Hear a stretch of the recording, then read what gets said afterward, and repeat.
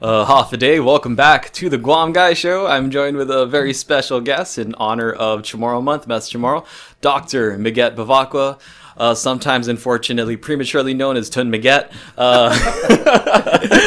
He's the curator over at the Guam Museum. That's the correct title, right? Hungen, yes. Right. And former, was it assistant professor or professor? Assistant professor at the University of Guam for a number of years. You might see him from his articles or his pieces that make it to the newspaper, all kinds of appearances all over the place, his own podcast, Fanatsu. What else do you do? There's like a nice long list. There are the free Chamorro Zoom classes, of course. Hungen, absolutely. There's a whole bunch of stuff that I do, and that's why I have big dark bags under my eyes. Not enough sleep. Plenty to do. Well, I don't see any from here, so you'll be all right. The lighting in here is amazing. Like I said, this we're here kind of in honor of Mes Chamorro. So, and I was just thinking about that. We have a Chamorro month, and recognizing that Chamorros aren't just here on Guam, right? It's all of us in the Marianas and the diaspora, if I'm pronouncing. I read that word, but I don't pronounce it very often. Diaspora around the world, and all Chamorros are all over the place now. Do you happen to know when the first Mes Chamorro was and what led to its inception? Yes, so it originally began with sort of some schools after World War II having like Chamorro days or sort of a special Chamorro event. And then eventually it moved into Chamorro week. Mm-hmm.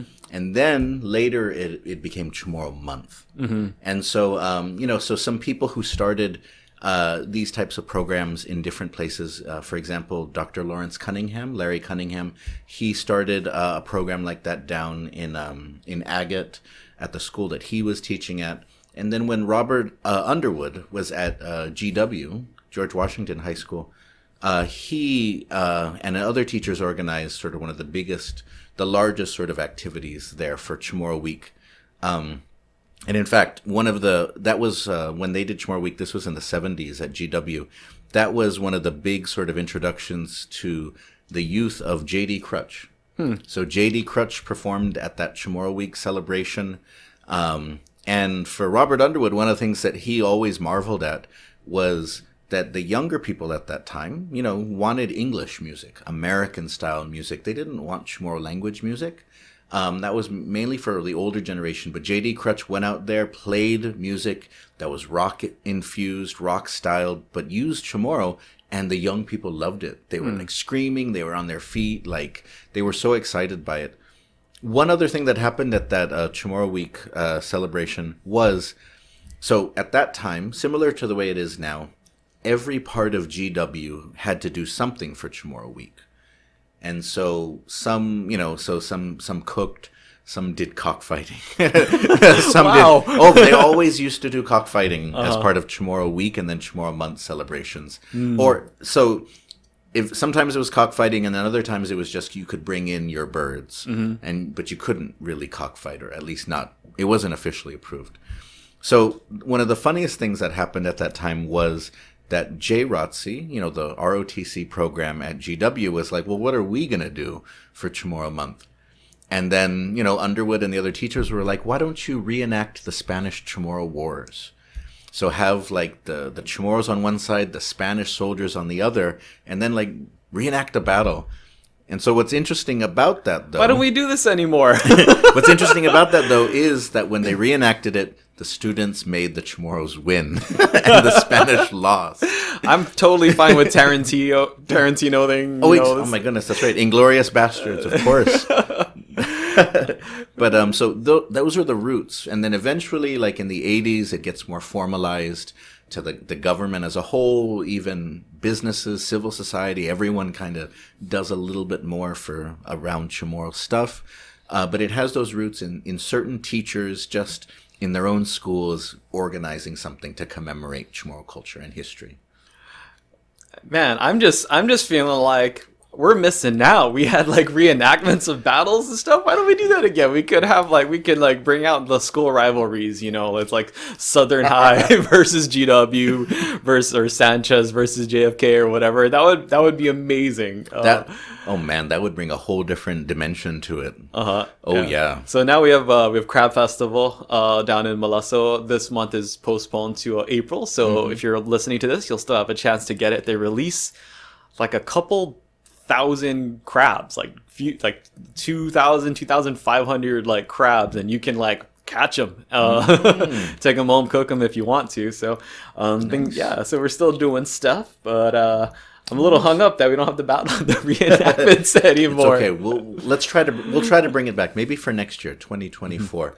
We'll time it for some big anniversary. What happened in 1684, that is the last battle against the Spanish on Guam in 1684.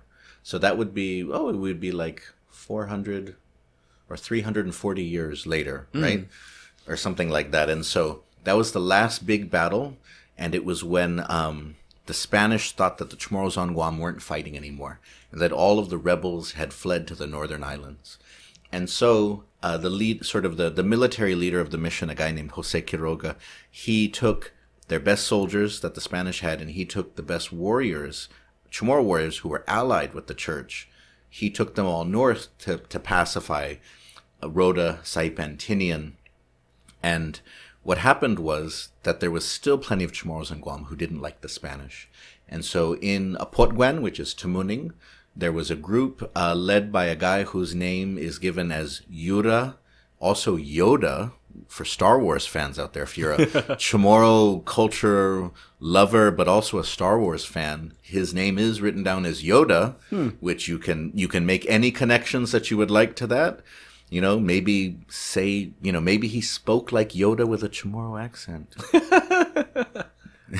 But so he led a group of warriors to go down in July of 1684 into Hagåtña when the Spanish weren't expecting it.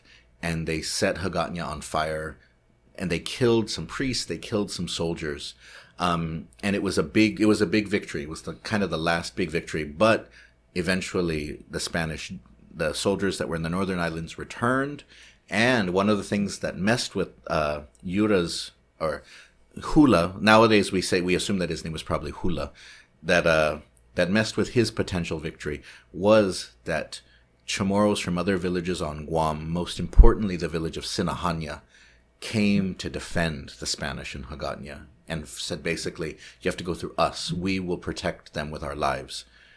And so that might be something. We could reenact some of those battles. Yeah, multiple battles. You could have one or two schools per battle. And then, that could be like judges competitions or whatever. Just find a nice big open field somewhere or something and, take turns, make a day out of it. That would be absolutely amazing. So DOE, I don't know who needs to hear this, but whoever does, let's think about it. I thought that was going to be a kind of a lame question to answer, but that turned out to be a lot more than I was expecting. Oh man, I love Guam's history. I love it. There's so much interesting stuff. I mean, you mentioned earlier, pirates. Mm-hmm. A lot of people don't understand that Guam has its own pirate history. Mm-hmm. And so you said that you were reading William Safford's book, right? Yes. So before we went on air, I was talking about an account that I read in a book that's over 100 years old. Over 100 years old by a guy named Safford. What's his first name? William Safford, who was a naval officer, if I recall correctly. And it's called Useful Plants of Guam. And before we actually get to the plants, he gives a brief summary of the history of Guam, and he gives an account of that there were pirates that used to come here. So you're thinking about Pirates of the Caribbean, and now we got Pirates of the Marianas, and they come all the way to this side of the planet. That's intense. And he gave one particular account, and maybe I'll let you summarize that if you recall the exact one, or maybe generalize it, because they're amazing. Oh, yes. And so the pirate stories are so interesting because, a lot of times when we think about the Marianas, we think they're just in isolation. Nothing happens there. But, Spain was often at war with England. And so this was hotly contested in the Caribbean, but it eventually spread at times out into the Pacific, into the Philippines, and into Micronesia. And so I know one of the funniest things is when, and for me as a nerd, I love video games and stuff like that. So me and my middle child, Akli'i, my son, we like to play like video games together. So we play the Assassin's Creed games together. So we take turns playing, so we can beat the games, get as much as possible. And so one of our favorite games was Assassin's Creed Black Flag, in which you play as pirates. You're a pirate, fighting others in the Caribbean. And so it was fun because we're playing, and then so my son Akli'i, he has to hear about all this Guam history, culture stuff from me, but he's not super into it. But we get to this one point in the game where they introduce a character named Woodes Rogers, and I was like, oh, Woodes Rogers, that guy came to Guam. That was one of the pirates that came out to Guam. And so one of the stories that you probably read in Safford's book is that Woodes Rogers was a pirate and a privateer, right? So you're a pirate, which means you don't fight for any country, you just fight for yourself and your crew. But the English and other countries had a habit of hiring pirates to make them privateers, where they are now authorized to attack the enemies of that country, and it's considered legal within that country, so it's supported, right? You get a letter of marque, which authorizes you to attack certain countries in the name of the monarchy, the kingdom, the country, whatever. And so Woodes Rogers was one of those. He was a pirate, he became a privateer, and then he ended up out in the Marianas looking for Spanish treasure galleons in the 1700s as they were going across the Pacific from Acapulco to the Philippines. And so for Woodes Rogers, when he came to Guam, the Spanish governor at that time, they were supposed to not help the English, but a lot of times the English came through with lots of guns, lots of fighting men, lots of cannons. And Guam was this like lonely, barely funded outpost in the Spanish Empire. And so when Woodes Rogers came, so the Spanish governor has an obligation to not help him, to resist, to fight. But he can't because Woodes Rogers can basically, he can basically destroy the Spanish presence on the island. And so, the ultimatum is given. Look, I'll pay you for what you have, or I'll pay you in coin, or I'll pay you in your own blood. Which one do you want? Which one do you prefer? And so the Spanish governor says, okay, we'll trade you some pigs. We'll give you some food. Coconuts. Exactly. Coconuts like that. And then Woodes Rogers, didn't cause any fuss. He just left. But that governor, he later got in trouble and he was arrested. Oh. Because at the end of your term as a Spanish official, political official, there's always an inquiry into your conduct. So he left Guam in chains, where he had to go to the Philippines to answer on the charge of giving comfort to the enemies of Spain. And so he was guilty. They convicted him. He was found guilty of helping Woodes Rogers, not fighting against him and resisting. How many Spanish soldiers do you think were here at that time? Ooh, like less than 100, more than 100? I'm not sure off the top of my head, but probably, actually, I'm not exactly sure about that, thinking because that would have been the early 1700s. So definitely not the thousands. Yeah, definitely not thousands. And so, on a full, like, armed to the teeth sort of British frigate at that time, you'd have several hundred men. Oh. And so the Spanish didn't have anything on Guam that could resist that. Okay. And so, but not all the pirates that came to the Marianas were like good at their jobs. So one of the most sort of hysterical examples is a guy who came through named John Clipperton. And so John Clipperton was somebody who he came here, he wanted to, oh, that's right. He wanted to do a prisoner exchange. He wanted to get a ransom for somebody that he had. And the Spanish sort of were willing to deal with him, but eventually they decided to turn on him. And so the Spanish started to fire on his ship, it was down south in Pneumatic. So him and his men tried to escape. While they were trying to sail away, Clipperton was drunk in his quarters and completely useless. So his men are trying to sail away. They head up towards Malesso, and they actually get stuck in the sand in the bay, and they get stuck there for a while their captain is still completely passed out. So the Spanish see this, and they take the cannons that are in Pneumatic, and they put them on carts, and they take them all the way to Malesso, and then they set them up and start firing at Clipperton and his men there too. And this goes on for hours and hours and hours until eventually Clipperton's men are able to break free and able to escape into the open ocean. But sort of he's somebody who came through and then just was like he was like a joke because when his men needed him, he was totally wasted. What did they have to drink back then? Is it mead, or did they move on? Were they able to make rum by then? Or do you happen to know that? So on Guam, they would have had there would have been drinks that were brought in, definitely. But locally, let me think. By this is the mid 1700s. Aguardiente was being distilled. What is that? So that's like a moonshine. Okay. It's like the locally distilled liquor. And then it's probably true that there was tuba, but tuba is not particularly alcoholic. So the local moonshine is what they would have traded or what people drank here. But on ships like that, especially if you had attacked another ship and taken their stuff, you usually had a lot to drink. Because that's one of the ways you keep your crew happy, is you make sure they've got something to drink. Even if you're not making a lot of money, even if the food sucks, at least you can give them something to drink. Yeah. On the note of things we would trade for, like also in that same book, if I recall correctly, they were saying we had a reputation here for having like the best pigs in the world, because they were fed basically entirely on coconuts and lemai on breadfruit. I'll say this really clean diet, and they absolutely loved our pigs, and they would trade for, some accounts are like, we sold them 10 pigs and like 500 coconuts, and some of them would install a coconut spike on their ship so they could just keep eating and drinking coconuts. Does that sound right? Yes. Oh, yes. I mean, because you may have heard stories about some of the livestock. Well, not so much in Tinian, but to some extent Tinian, but in Pagan, right? That just live off of breadfruit and coconut, and how some of the animals there are like massive. They're much larger than the ones you find in the southern Marianas because of sort of the island diet. And so it does not surprise me.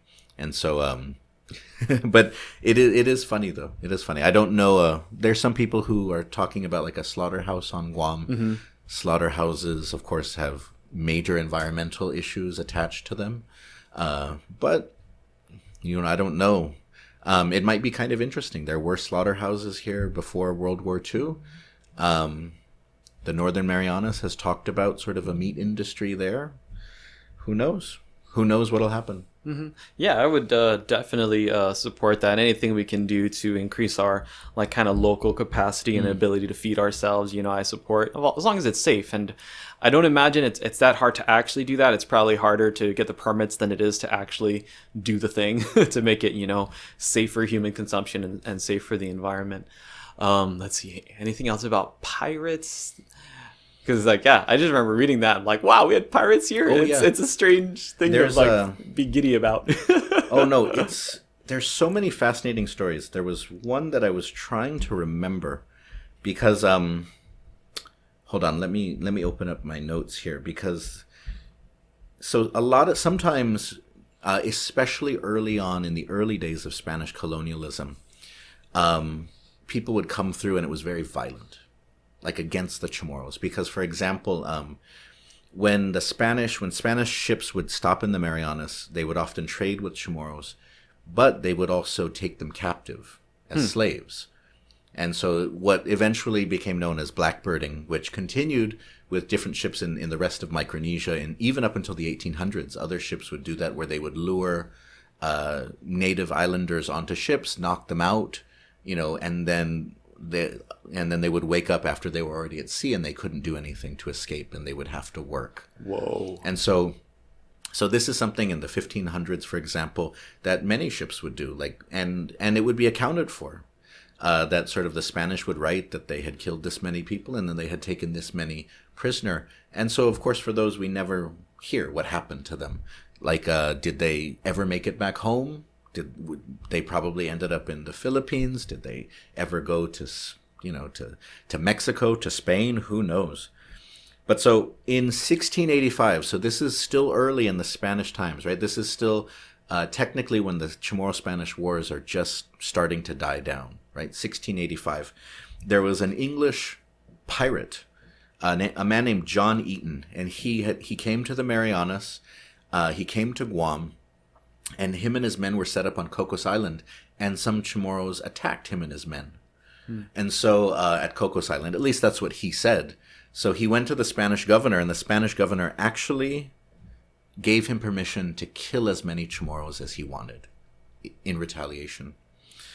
And so I'm trying to remember. I can't remember off the top of my head how many he actually killed. It was a small number, but they were, him and his men, Eaton and his men, were allowed to go ashore and basically find some Chamorros, and if they wanted to, they could kill them. And so to, is there a particular motivation or reason? Or? To get back at them, right? Okay. Similar to, because you know how Europeans at that time, whether they were Spanish, whether they were English, whatever they were, they definitely looked down on Chamorros as being a lesser form of life. And so if you dared to resist, dared to refuse, they would treat you in horrible ways, right? So that's why, for example, when Magellan comes onto Guam, when he arrives, after there's a disagreement over trade, after Chamorros give things, Magellan doesn't reciprocate, and Chamorros climb onto his boats to take things in trade, they're so offended by it, they go ashore and kill 7 Chamorros and burn down a village. When Legazpi comes a few decades later, the same thing happens. They get offended by how dare these people challenge us, or how dare they do this or that. So then Legazpi continues the tradition of just killing a bunch of Chamorros to make a statement, to get back at them. Terrible. I mean, one of the reasons why Mes Chamorro is in March is because of Magellan. Right? That throughout the Spanish colonial period and throughout the American period, there's these holidays that come from somewhere else in the empire, right? That the Spanish had their own holidays, and then there's Catholic holidays that come in. When the United States come in, they do their own holidays too, right? So, I mean, Chamorros were very confused when Thanksgiving was started on Guam because it's like, what? Why should we celebrate this? Who cares about this? And then Chamorros had first started to celebrate Christmas under the Spanish, but it was very Catholic, right? So you some of the traditions were like your kids put their shoes out so the wise men can leave money in the shoes or gifts in the shoes for them. You make buñuelos dalgu, the banana donuts, right? And then you do the novena niño, right? You make the Belen, right? So then when the U.S. comes in, they say that Christmas is all about like a Christmas tree and giving gifts. And Chamorros are like, what? That's weird. That doesn't make any sense. That's not who we are. And I remember talking to some Chamorros who grew up in the 1920s, who they would learn in school that Christmas is about getting gifts, and then they would go home and to tell their family, hey, I want this for Christmas, and their families would be like, what? That's tia no y costumbreta. That's not our culture, because at that time, giving of gifts the way we do it now wasn't the same. You could give gifts, like you might give your kids very practical gifts, like you might give them shoes or socks or something that they could wear at church. But the idea that you would go into debt buying, a PlayStation 5, no way. That was against the culture at that time. But look at how things change, right? So now it's a part of the way culture is on the island today. But celebrating Magellan was one of the few things that both the Spanish and the Americans brought into the calendar that was locally focused, right? It wasn't sort of a holiday that had no historical connection to Guam. Magellan Day which is something that they celebrated under the United States, Magellan Day, was a chance in which the local history and culture was put out there, even if it was in embarrassing ways or like cringy ways, right? Because I mean, that's where the reenactment of Magellan like starts, and this idea that you're supposed to kind of, Magellan comes in and you're all supposed to be like, yay, thank goodness Magellan came, because if he didn't, we would be savages, we would be uncivilized, we would be naked. And, you know, thank goodness. So it's kind of this day in which you're supposed to praise Magellan for finding you, discovering you. That's what it used to be? Oh, yes. Oh, wow. Okay. Oh, my goodness. So that's why, you know, like the Magellan Monument in Umatic, it was erected by Guam teachers. Guam teachers who, some of whom were not Chamorro, but some were Chamorro. And they wanted to do it to honor sort of the great explorer Magellan. Right? And so at that time, Chamorros largely were taught, but not everybody felt it, that Magellan was a hero. He was a great man. And because of him, you matter. You got to become part of history because he found you. He discovered you, right? And it reinforced all those problematic things. Now we're moving away from that. Yeah, when I was growing up, it was Discovery Day. Yes. And now I think we've in the last I don't know how many years, but it's become Heritage Day, and I think we finally landed on the right word, or as close to the right word as we're gonna get, at least in my lifetime. Yeah. They may change it again later. They may call it Red Rice and Kelligwin Day. Who knows? Who knows what? Who knows what? But I'm just glad that Spencer. When you went to have you been to the reenactment down in Umatic? Been to a couple of times, yeah. So, like, what I love about it more recently is that the cultural dance groups, you know, they take over the reenactment. And the part where Magellan shows up is just a small part of it. They focus instead on showing Chamorro life. So they have, like, people dancing, people weaving, they have people fishing. And I love that it showcases that. And then Magellan comes and he sets the huts on fire. But Magellan's not the focus anymore. It's instead about sort of the lives of our ancestors and celebrating that. That's what I love. But one of my favorite things about the reenactments, though, is that sometimes they kick Magellan's dog in. So there have been one of my favorite ones was a few years ago where MMA was getting like bigger and bigger on the island. And so and it was all these like young kids and dance groups who were doing the reenactment. And when sort of they had one teenage kid who was supposed to be Magellan, he got off the boat, stepped onto the sand, and then he started going around setting everything on fire. And all the Chamorros are like, no, oh my goodness, they're all so sad. And then when he's trying to leave, a bunch of the other boys who are supposed to be the ancient Chamorros like grab him and start doing like jujitsu holds on him.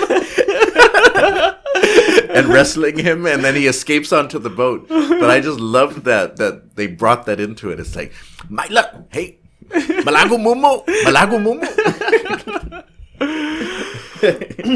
Yeah. You said a word in that last one, ancestors, and that's another thing I wanted to talk about. So, like some of the practices of our ancestors with regards to our deceased loved ones' skulls. I heard you mention something about this before, or yes. bones, and I this was another talk you gave some years ago at Siesta. And so, if you wanna, let's go down to that, and I'm not gonna spoil it, but yeah, you gave a talk about things ancient Chamorros would do with the bones of their loved ones. Oh yes. So let's go down that rabbit hole. Oh yes. And so all cultures, of course, respect their elders, their ancestors, honor their deceased loved ones in different ways, right? So nowadays, for example, you may do like an anniversary rosary, right? You may have like their picture on a mantle. You may do social media posts, right, to honor and remember somebody. For ancient Chamorros, as far as we can tell, their religion was primarily about ancestor veneration, right? And so when somebody dies, you honor them, right? You give speeches in their honor, you make things in their honor. But one of the most important things you do is that you take their bones after they die, and then you keep their bones with you. And so the most important part was the skull. Right? And the Spanish priests really didn't like this. They were, they considered it to be barbarous. It was evil. right? It was heretical. And so when you went into a Chamorro home, like in the 1670s, for example, the Chamorros would invite you in. They might put out a guafac mat at which you would all sit at, and then you could all share food. But it was a custom at that time that you would also bring a skull of one of your ancestors down from the rafters or from a shrine that you might have in the house, and then you would put the skull at the guafac, and you would make a serving of food for the skull as well. And so if you were a Spanish priest at that time, you might say, hey, Jose, I didn't see you at Mass the other day. And then Jose would say, oh, I'm so sorry, Paulie. I got so much going on with the family, and, my dad can tell you. And then you would gesture to the skull. and then the priest would be like, oh my goodness, cross themselves. Oh, that's so gross. This is so wrong. But Chamorros would talk to the skulls like they were there. Because for Chamorros at that time, they believed, that if you had the bones of your ancestors, it meant that their spirits were with you still and they would protect you. So you had to keep them safe, because if you didn't keep them safe, their soul might go away. It might be lost. And that as you were going about your life, you would hope that they could help you. So for example, if you were going to go out fishing, you might want to pick a skull of one of your ancestors who was really good at fishing. And then you might want to talk to them and say, hey, Uncle Pete, you were always the best. I need your help. I'm not having much luck lately, Uncle Pete. Can you help me? Can you drive the fish to my nets? Can you do this? If you do, and then you got to promise something to the spirits. You have to say, if you do, I'm going to reserve the best catch for you. As an offering. Or you say, if you do, I promise I'm going to share it with my cousins, with your kids. But part of it is then that the spirits are not, they're still with you. They're still around you. And so you need to make them happy so that they will protect you, that they will support you, right? So I love that. There's a request and then there's a promise of... Oh, yes. Oh, wow, that's really cool. Oh, Hungen, what I love about it is that, in some ways... It might be overbearing to think that the spirits of your ancestors are still around you and they can still see you. But on the other hand, it's nice because it instills in you a sense of humility, right? That my generation is not the only generation that matters. That sort of, that I need to sacrifice. I need to give respect to those who are before me. I need to sacrifice for those who are after me. So there's less of the ego. Right? The ego that we see nowadays, because even when your ancestors passed away, you still had to kind of keep connections to them and to the family. And so the skull was the most important, but one of the things that is pretty cool, at least in my opinion, as sort of somebody who loves video games, comic books, and movies and stuff like that, is that I had a world record in Halo 3, so I'm a nerd too. So we're good. Don't worry. Oh my goodness, this is my favorite podcast now. My favorite, just two Chamorro nerds. I read all the Halo books. Yeah. Whoa. Okay, Biba, how? Chamorros would, if somebody died in your family who was a warrior, you would take their leg bones. Femur. Yep. You would take their bones and then you would carve it into spear tips or perhaps a little dagger or something like that. And that way, when you fought, when you went into battle, their spirits would be attached to those bones. And it's a powerful message, right? It's a powerful idea. But of course, it kind of hurts then, because if you break it, then you may lose the connection to that ancestor, right? And so this is actually something that the Spanish did use against Chamorros, is that the breaking of the bones of the ancestors. Chamorros might bring with them the skulls of ancestors who are powerful, strong, and they might wear it like attached to like a belt. What? But in the battle, right, you would put them down, right? You wouldn't want to fight with them attached. So, for example, in the first siege of Hypocrisy, which took place in 1671, Chamorros had the Spanish trapped in like the church in Hypocrisy. The Spanish they had built a stockade. They were blocked in. They were barricaded. Chamorros, could have overrun the Spanish, but they didn't They were worried about losing too many lives, so they wanted to starve the Spanish out, kind of wait them out. And so what Chamorros did is they dug trenches around, and then they put the skulls of their ancestors at the top of the trenches as a way to kind of ward off, like protect. So you might imagine that they were asking the spirits of their ancestors to keep out any spirits that might help the Spanish, right? And so the Spanish, when they counterattacked and eventually broke the siege, they crushed the skulls, and it weakened the fighting spirit of the Chamorros to see, like, oh, my dad's skull, like, I was supposed to protect it. It's like they're dying twice. Exactly. And so it's one priest writes that battle, which the forces who fought it were organized. They were allied with Harao, Magalahi Harao. It was his forces that he was allied with who first attacked, trying to free him because the Spanish had captured him. That battle eventually ended because of a typhoon that hit the island. And so it broke the resolve of the Chamorros who were blockading the Spanish, because many of them wanted to go home and help their families rebuild, right? And so warriors started to slip away, run back home, and that's when the Spanish were able to counterattack and sort of defeat Harao's forces. And so after this happened, though, the Spanish agreed for peace with conditions, and Chamorros came to convert to the new religion. Those who had fought against the Spanish, some of them came to convert. And when the priests looked at them suspiciously and said, you were fighting against us just like a week ago, how come you are willing to follow us now? Chamorros would say, in the battle against you, we asked our spirits to protect us, to help us defeat you. Our houses were destroyed in the storm. Your houses stood. And so they would say, how can we get the protection of your spirits? How can we get help from you? And so this is one of the things that helps Chamorros adjust and accept Catholicism, is that the priests were talking about people like, they were talking about the Virgin Mary. They were talking about all these saints.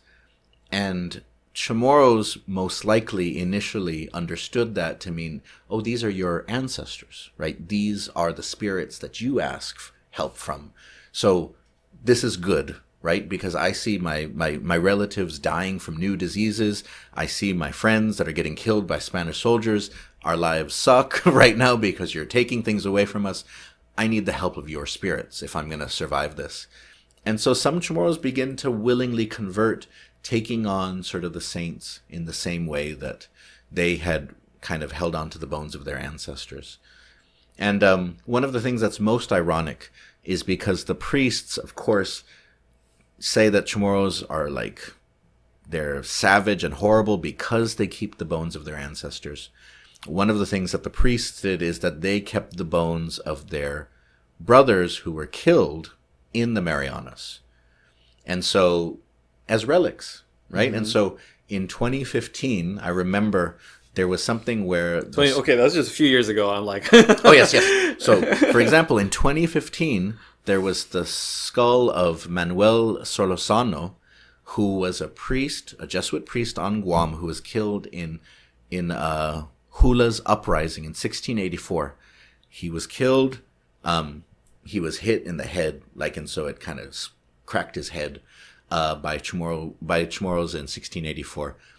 His bones were taken back. And they were kept in Spain for centuries. And then one of his sort of relatives eventually came across, inherited them. Inherited literally like the bones of this Jesuit priest from the 1680s. And he reached out to some faculty, such as David Atienza, who teaches anthropology at the University of Guam, made contact with Robert Underwood, who was president of UOG at that time and connected to the Catholic Church here. And he brought the Solorzano skull back to Guam. And so we had an event at the University of Guam where people could come and check out the skull. The descendant, well, not really descendant, the relative of it sort of brought letters that Solorzano had written back to Spain and donated them to the Micronesian Area Research Collection.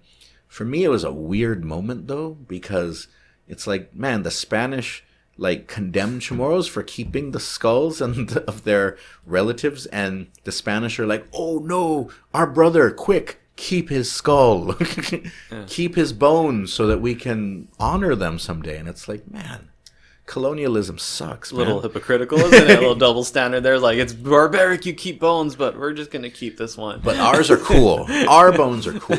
Our bones have Catholicism infused with them. Yeah, and then it got to turn around hundreds of years later and one up one. You guys still collecting bones? Well, look what we still got. Oh, man. So we got skulls. Oh, sorry, go ahead. Oh, no, go ahead. Yeah. We got skulls, we got femurs. Any other bones taken for any other reasons? Ooh, so there are some mentions of hands. Mm-hmm. That like a woman might take her mother's hand as sort of as a memento of their mother or their grandmother or somebody important to them that had passed on.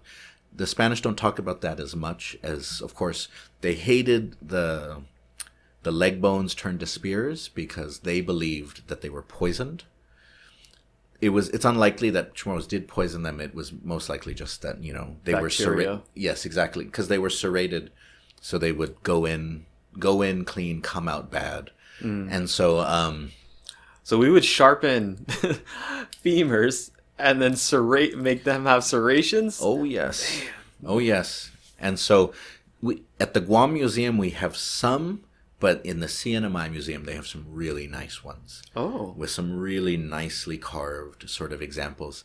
The ones that we have are at the museum on display aren't as pristine because a lot of the serrated sort of teeth have fallen off. They've cracked off. So you can see sort of where it would have been, but they're not in such great shape. But the ones that I know the NMI Museum has are in pretty good shape. I'm jealous of the bones that they have. But oh yeah, so what I love to tell people today though is, we may not ever go back to the time where we keep the skulls of our ancestors. I have joked to my kids. I have said, "And matay zutsuli iluhu, when I die, take my skull." And if I pay them enough or bribe them, they might at least promise that they'll do it, even if they won't actually do it. Like a PS5 for my son Akli'i, perhaps. But there are things that our ancient ancestors did to express love, to express longing, right? To show that they cared or honored somebody, which we could do today. Which we could do today in different ways. So, for example, I tell people, one thing that ancient Chamorros would do is that when somebody died, they would take a lock of their hair, and then either every day or every sort of month after they had passed, you would tie a knot into it to remember them. And then you would kind of keep it with you, but just tie that knot to help sort of remember them, but also help with the passage of time, right? You're slowly moving on, but you're holding them in reverence at the same time. Or even something like when somebody would die and they would bury them, at least from one account, Chamorros would place something over their grave which would represent them. So if they were a fisher, then they would put perhaps a net on like a stick over the grave. If they were a great warrior, then what they would do is they would carve a weapon and then put it there. And according to one account, they might paint it black, sort of to symbolize the mourning. But Fray Juan Pobre, who was a Franciscan priest or lay brother who lived in Rota for about 7 months in 1602, there's actually a funny story where when somebody died, he didn't like it that they were putting these things over the graves because he found it to be savage and barbarous and stuff like that. And so he would go and try to take things down. So what Chamorros did is that they would put it back up and they would build it on sticks higher and higher until the point where Fray Juan Pobre tried to take it down one day and it was way above his head and he couldn't reach it. Because Chamorros are like, oh my goodness, look at this Spaniard, dude. Oh my goodness. You said we would bury our deceased. Now, do we have ancient Chamorro cemeteries, our own version of them? Where would we bury our dead? Oh, yes. And so, as far as we can tell, there's mentions that they would be buried in front of the house. Archaeological, like in, where the doorway is to the latte house, archaeological evidence definitely shows around the house or between sort of latte pillars, so that there's a lot of stuff that happens around there, but definitely close to where the family is living. And so that's one reason why, even after Chamorros stopped taking the bones of their ancestors, even after they didn't worship or revere the spirits of their ancestors the same way, latte in the jungle were like off-limit spots. You didn't want to mess with them, right? When you go into the jungle, be respectful, don't make a lot of noise, don't mess with anything, especially around the latte, because there's this knowledge that there's bones there, that the spirits of the people from before are there. So don't do anything. Don't do anything bad there. But yes, so I mean, when Chamorros would be buried, it would be for about a year though, because then they would have to dig them up to take the bones. So you bury them, kind of let them, what is the word?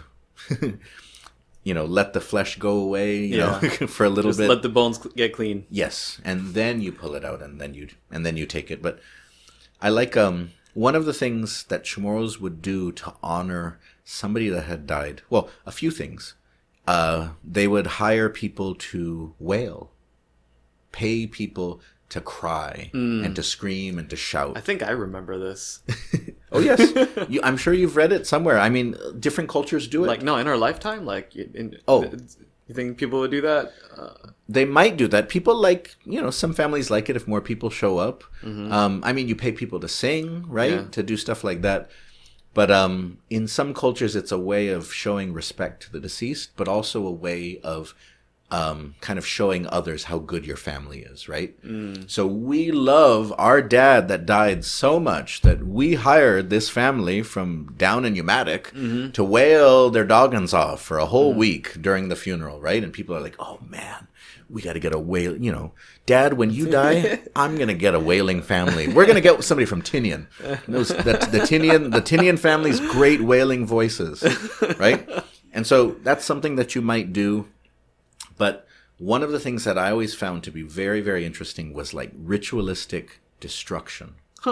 So, because funerals could last a few days, they could last a few weeks, depending on the family and depending on sort of the importance of the person who had died. And so, people are there, people are hanging out. And so what would happen is that there would be creation of things and then their destruction. So there's one description in which the men would come together and using wood and coconut palm leaves and flowers and other things, they would build an arch sort of in honor of the person that had died. And then once they were done, they looked at it, marveled at it, and then they would kind of knock it down and smash it and destroy it. So kind of you honor, but then you also catharsis. Get it, that this is not as good. This arch isn't beautiful, it sucks. We would so much rather have our dad who has died than this stupid arch.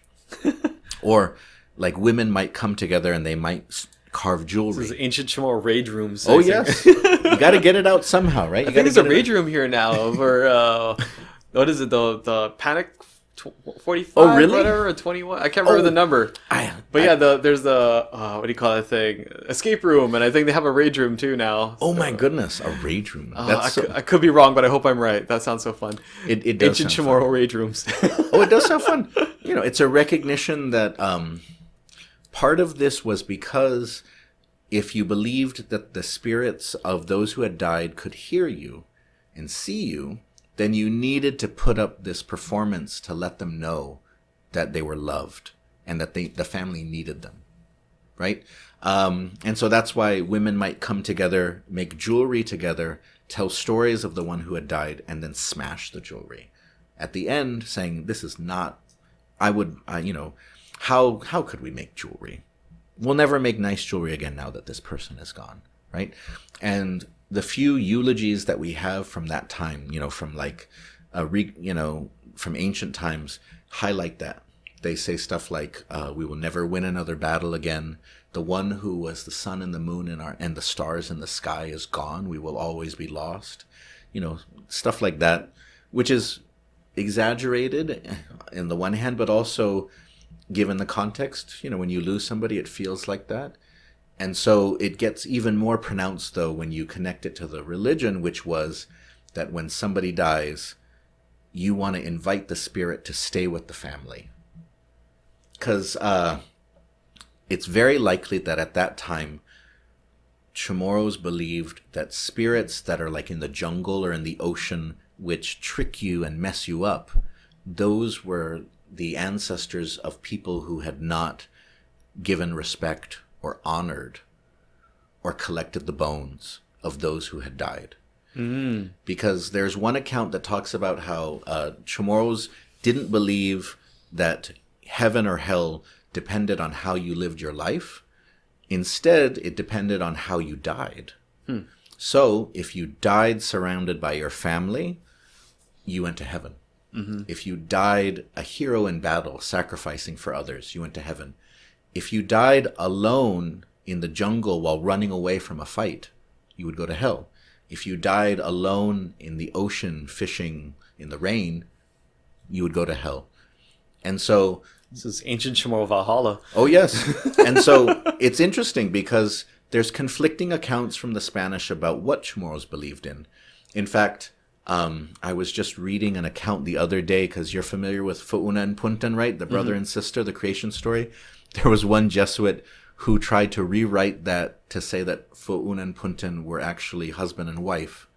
So when he rewrote it and sent back new information about it to Europe, he tried to pretend that Fo'una and Puntan are Adam and Eve for the Chamorro people. See, they believe exactly what we believe. They just have a different story for it. And so there was a lot of that where like Sanvitores and other Jesuits were taking what Chamorros believed, what they were hearing, and then just rewriting it to make it match Catholicism.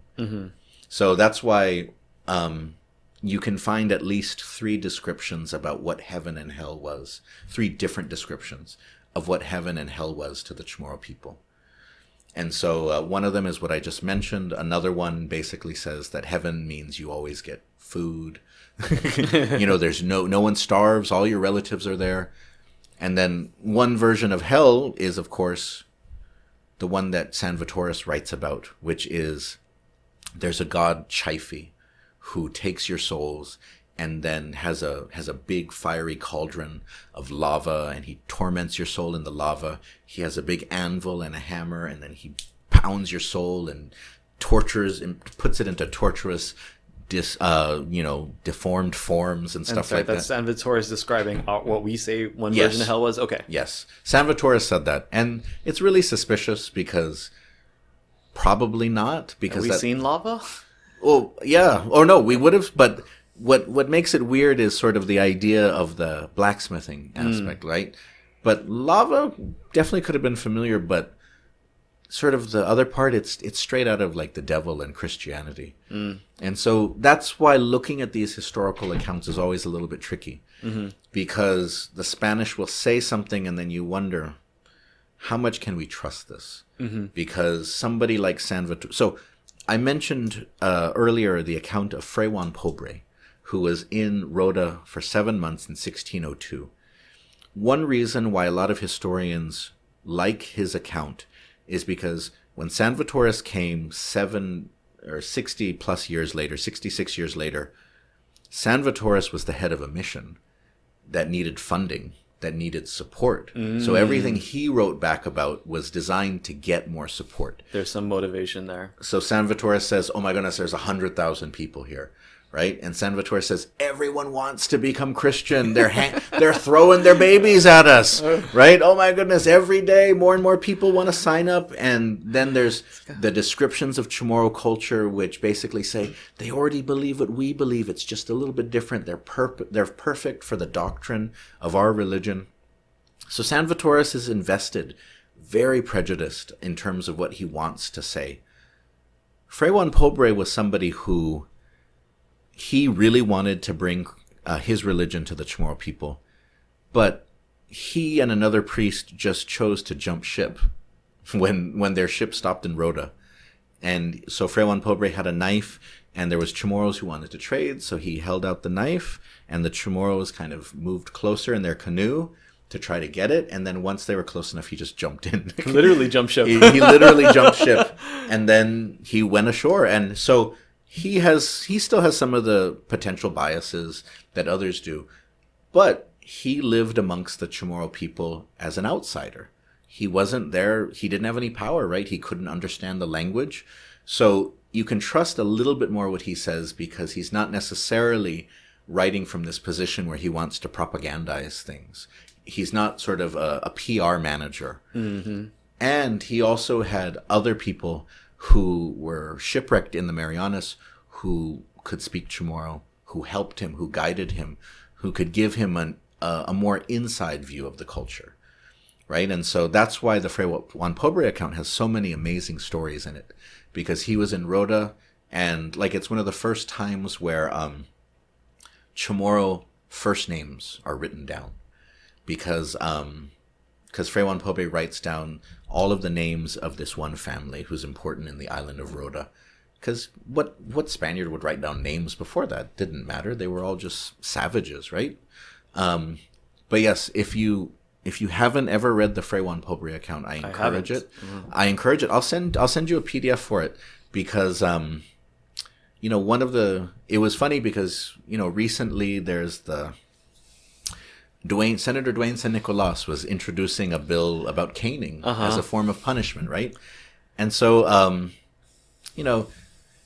when I think about sort of Chamorro culture over time, I think back to the times of like my grandparents or great-grandparents, in which Chamorro disciplining was often very physical, right? You would hit your children, you would spank your children, right?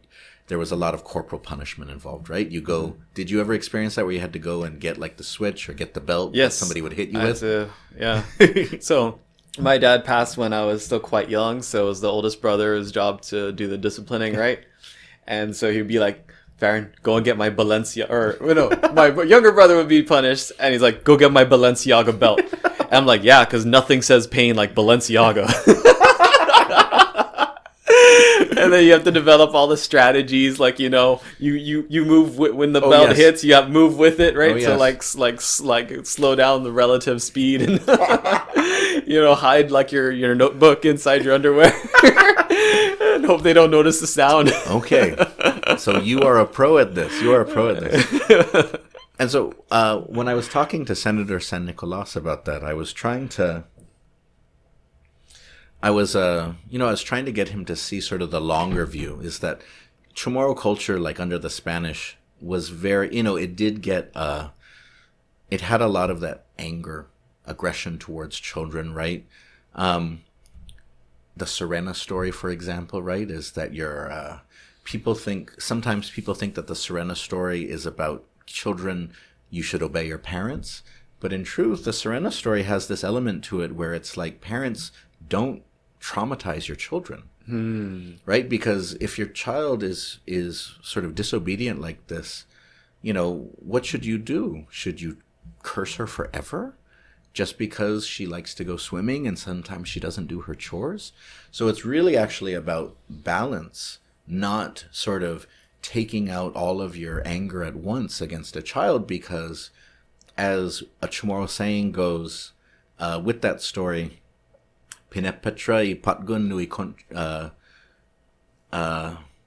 fino isaina, which means sort of that the words of the parent turn a child to stone, right? And so basically, if you bring that sort of aggression to your children, it gets stuck in them. It affects them for the rest of their lives.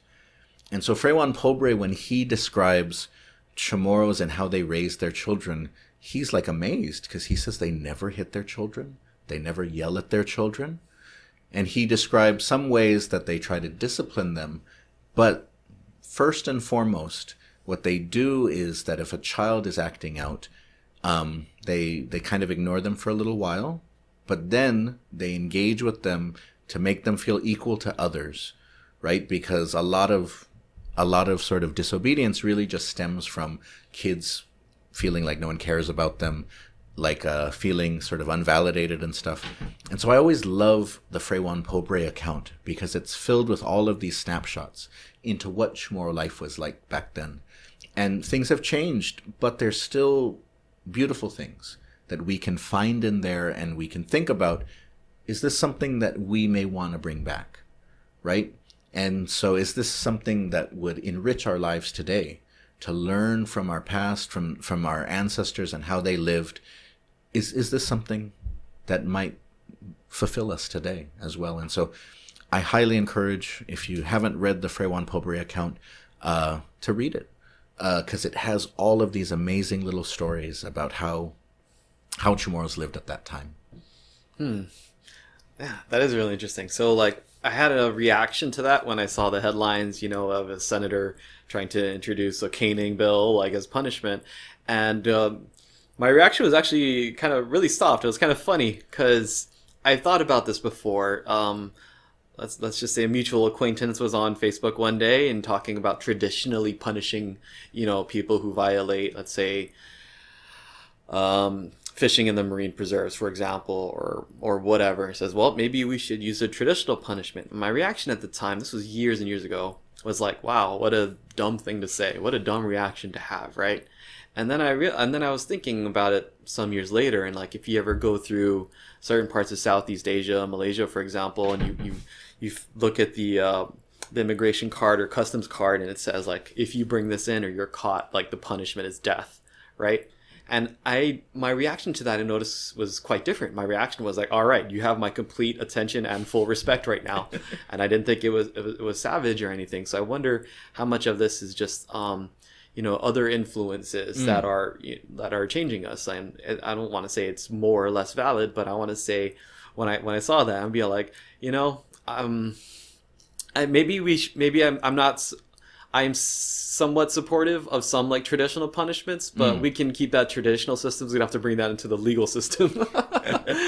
Not that I'm saying I'm condoning, like, acts of violence, right? In, like, just so casually or anything, but and that's a grapple, right, with our Chamorro identity and how it's been changed and influenced by centuries of a global influence of other countries, and our interactions with everybody else. So, we have to, and I've heard you give the talk before about us keeping skulls and the revulsion from the Spanish people, the Spanish colonizers at the time. And so that does sound so bizarre. Why we would keep the skulls? Like, I would go and get, my dad passed when I was 5, and so I'm like, I would go into his grave and bring his skull into the house. That just sounds so unheard of. But and so we realized, really, in culture, pretty much anything is fair game. Like, there's some truly violent, horrible things that other cultures do, and thankfully, a lot of those things go away, and we find better, let's say, analogs for it. We change it for a little bit, and that's the one consistent thing in all cultures, right? Is they keep changing. And so we have this in the long-term discourse, our conversations with each other on social media or whatever. People are saying, that's not real Chamorro. Like, real Chamorro is this or that. And, like, for example, you're wearing a sinahi right now. Oh, yes. And, like, that's not real Chamorro because that was in jewelry, right? But that was a fishing implement, as I understand it. And so, so what? Like, one day, everything that we've done till now and throughout our entire history was made up one day, and it became part of the culture, right? Yes. And so if we're wearing sinahi for 50 plus years or whatever, I would absolutely say, yeah, well, it wasn't before, but it is part of our culture now. Oh, yes. So how do you feel about some of the evolution of our culture, of what is and isn't real Chamorro and so on? So I always try to move people away from the idea of authenticity, because you can't really nail down authenticity, right? Because oftentimes people will use it to support something that they like and put down something that they don't like, right? So when somebody says, oh, that's not really Chamorro, a lot of times it's simply because they don't like it. And they're trying to kind of argue that this is Chamorro over here. What you are expressing is not Chamorro, right? I try to get people closer to, the idea of continuity, which is that sort of cultures are changing always. Sometimes they change faster, and nowadays cultures change really fast because just technology and contact between parts of the world is sped up. It's made easier, right? And so that affects, how we live our lives. So, for example, in the past, somebody might live a very similar life to that of their great grandchild or grandfather, right? Going across hundreds of years, it would be kind of very, very similar with kind of just small changes here and there. Nowadays, there's the potential for somebody to live a very dramatically different life within just 100 years, 200 years, 300 years, right? I mean, I always marvel at the fact that, when like my phone, like, what did I do? Like, if I'm waiting somewhere for something and now I have my phone, so I'm on my phone. What did I do before my phone existed? How did I pass the time? We read the shampoo bottles. We read the cereal boxes. That's true. You looked at things. You talked to people, I guess. You reflected. You had daydreams. Who knows? But so trying to get people to see that culture is not about authenticity, because authenticity always relies on this is the point at which the Chamorro was real. And anything outside of this isn't real. And the problem, though, is that's not how life works, is that even if Chamorros were not colonized, their culture would have changed. It happens, right? Colonization just creates a stigma where you feel like it might not be real, or other people judge you that it's not real. But if you look across the world, I mean, I always remember this anecdote from Robert Underwood, who was once asked, what is the connection, if any, between you and Chief Kapua? Because Chief Kapua walked around naked, lived in a laddie house. Robert Underwood wears clothes and, lives in a condominium or a house, like a concrete house, right? What's the connection, if any, between the two of you? And Robert Underwood responded with his usual sort of brilliance in delivery. He said, the connection that I have to Chief Kapua is the same connection that Mick Jagger has to William Shakespeare. But no one ever challenges whether or not Mick Jagger is English enough, or whether his Englishness is real, because he doesn't dress or sound like William Shakespeare. And so cultures change. All cultures change. But what Chamorros, we just have to remember, is that sort of colonization impacts those things for us, but it doesn't mean that we live by a different set of rules, right? Our culture would have changed even if we weren't. And so sometimes people feel defeated. They feel like, oh my goodness, this means nothing's real. No, things can be accurate. Things can be very real. The Sinahi is a perfect example of that. Sinahis were found as artifacts, ever since. People weren't sure what they were, and some people argue that they were fishing sinkers or a fishing implement, and part of that is just because when they were cataloged at the Bishop Museum, that's what they wrote down, even though they didn't actually know what they were either. They just assumed that they were. And so we can debate sort of what the Sinahi is, what it might have been hundreds of years ago. And that's an interesting debate. I'm fine having that debate. That debate cannot deny the fact that it has a very real meaning to us today. And so sometimes people feel that because we don't know what it was 1,000 years ago, it can't have meaning today unless it is that. That's a stupid perspective. It simply is. Because it just doesn't make any sense. It's like this idea that everything was created in original form, and if it's different, then it's not real. That doesn't make any sense. Life goes on. Life happens. So only in sort of fictional, imagined universes is authenticity this very, very important thing.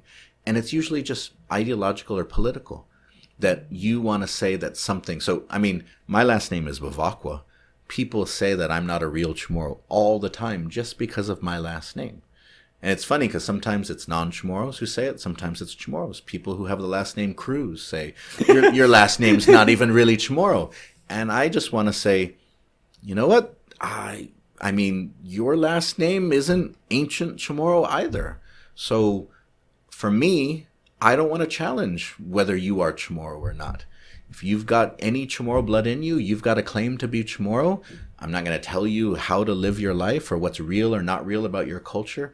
Let's just move the people ahead however we can, right? And it doesn't mean we time travel back to the past. We try to live the way, every single way people did in the past. But what we can do, though, is we can reconnect to our past. We can learn about it. And if there is something beautiful back there, right? Like one thing that I love, because you are such a strong person for environmental issues on this island, right? I try to be. Yeah. Oh, yes. Mm-hmm. Like reconnecting to sort of the indigenous environmentalism, which so many indigenous people had, in which there's a focus on sustainability, on community resources. And then what happens is once modernization and colonialism comes in, that starts to disappear because you slowly get all these lessons about get whatever you can, don't think about the future. The short-term gain is the more important part, right? Just get the money. And that this only has value if you can convert it into something that you can sell, right? And I think that we should find a way to get back to the way that we used to see our resources. Because change, if you can do that, it helps solve a lot of the problems that we face. You have documented some of the cleanups that you've done, right? People dump things everywhere, right? And you can kind of take the usual approach where people say, oh, we should cane them. We should punish them more. That's one way of fixing it. Another way is to reduce what you can bring into the island, right? Reduce. So simply change our dynamics so that we don't buy so many things that get brought in that then we either have to bury in the ground or, like other islands in the Pacific are doing, pay somebody to take it off your island, right? And so there's power in looking into our past for inspiration into these sorts of things, because we were taught for so long that sort of, and so many indigenous people, colonized people, you get taught that you are something of the past and your future lies in giving everything up. So give up your language, give up your culture, give up your land. Everybody move to Arizona or Las Vegas and everything's going to be great, right? But we know that a lot of those things aren't true. That they don't give you a perfect life, that even if you do sell your land, go to the States, you'll still struggle, right? And that it doesn't kind of sustain life. So what I love are those who are looking into our history and finding those parts of our culture, some of which are still there, some of which have been sort of suppressed for a long time, but bringing them out so that we can be a stronger community today. Yeah. Okay. Oh man, like I feel like we could be here until tomorrow, but dispense it. That's why I have a PhD, because I have $150,000 in student loan debt, and I need to speak for 150,000 hours to justify it. Oh my god. Okay. Well, thank you so much for joining me here on this episode of the Guam Guy Show. It's still weird to say it out loud.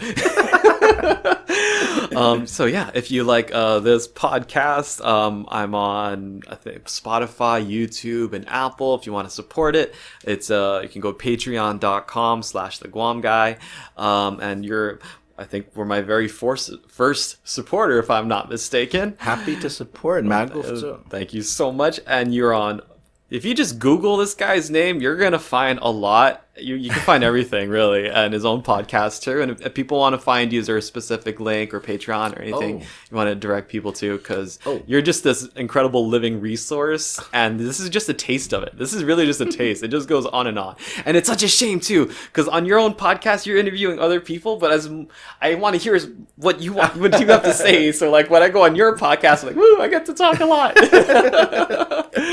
Right. Biba, people can, so I do work, that's my day job at the Guam Museum, and so definitely follow us on social media.